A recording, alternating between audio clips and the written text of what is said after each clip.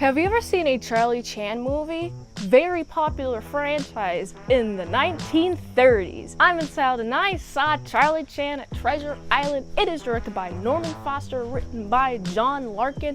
And if you haven't seen this movie, I will spoil it for you. This was requested by Patreon. If you'd like to fast track a movie review, patreon.com/ASEPresents. On with the review. This movie starts for following Charlie Chan. He's on a plane. He's hanging out on a plane, making friends with people on a plane. When there's this novelist he also befriends who just suddenly dies. And Charlie Chan's like, why did he die? This is so weird. Also, right before he died, he received a message saying, you gotta listen to Zodiac. Well, who's Zodiac? Well, Charlie Chan has gotta look into this sticky situation. However, someone took up his bag. And so he goes, follows that person, and then they end up at a place where Charlie Chan is also at, and this person at this place is like, hey, you want to take a little gander at Zodiac?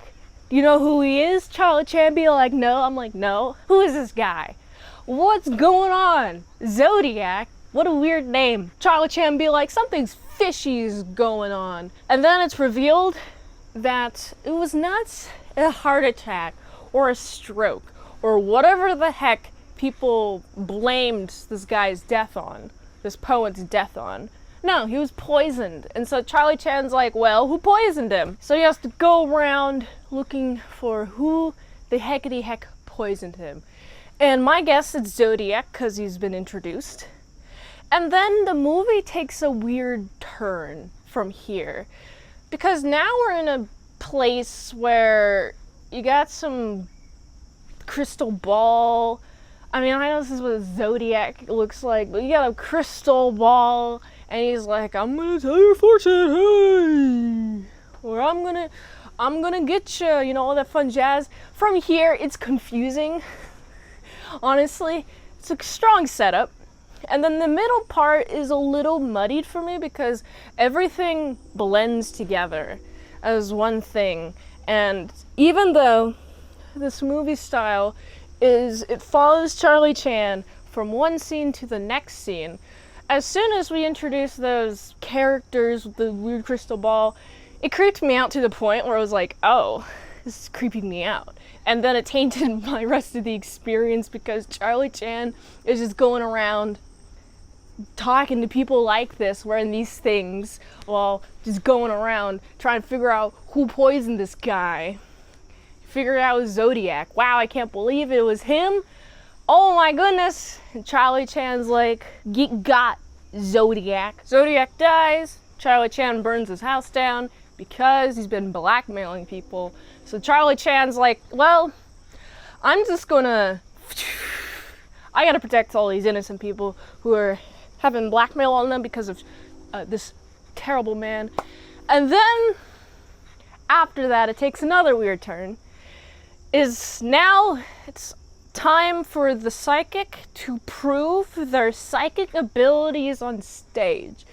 And while this is happening, there's a little bit of hijinks going on with Charlie Chan trying to figure out who the heckity heck did the murders, because it was actually not Zodiac, as he initially thought.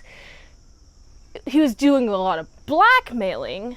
But there's like a deeper thread here that Charlie Chan has to get down to the bottom to. So he's looking around, doing all these hijinks.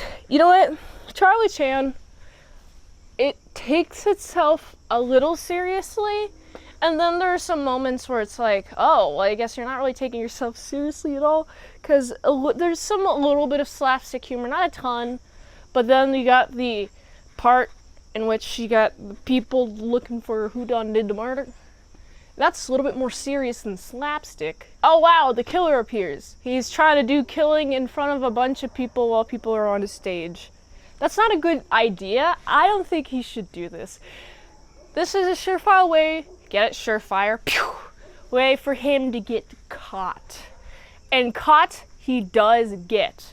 Because, holy diggity dang, how stupid is this guy? Really, I do think the killer was being emotional. Charlie Chan was on his back the entire time. And so, the killer was like, well, I gotta shoot my target now, even if it means I miss. and get caught, which I don't agree with, because in all situations, you should be able to master your emotions and handle how you respond to the outside world. And this killer did none of that, and he got caught for it. Man, he should have really kept his cool if he wanted to keep going with this. What was his motivation? He got paid. The killer's motivation wasn't explicitly mentioned, so I don't remember what it was. Let me know what it was in the comments below. Also, my experience of watching this movie, I was like, yeah, it's enjoyable, but I don't think I would watch it again. I know this is a very popular franchise from the 1930s, or earlier or later. It's from 1930, this movie is. But I will say, it's a fun time. It's a fun time of a movie. If you want to look at something classic, take a gander at this, a classic mystery movie. Let me know in the comments what you think of it. Check it out. Tell me your opinion on this movie. If you agree or disagree with me, just let me know. I gotta give this movie, it's a solid 6.7 out of 10. If you like this review, watch another one. Platform really likes that. $20 Dinos, patreon.com/ASEPresents for one movie review per 1 month. Go to this link tree, support the daily grind of all them daily movie reviews. And until next time, mint salad, I'll see you later to my salad croutons and bacon bits. Now I'm gonna freely go because Zodiac has no blackmail on me. Adios!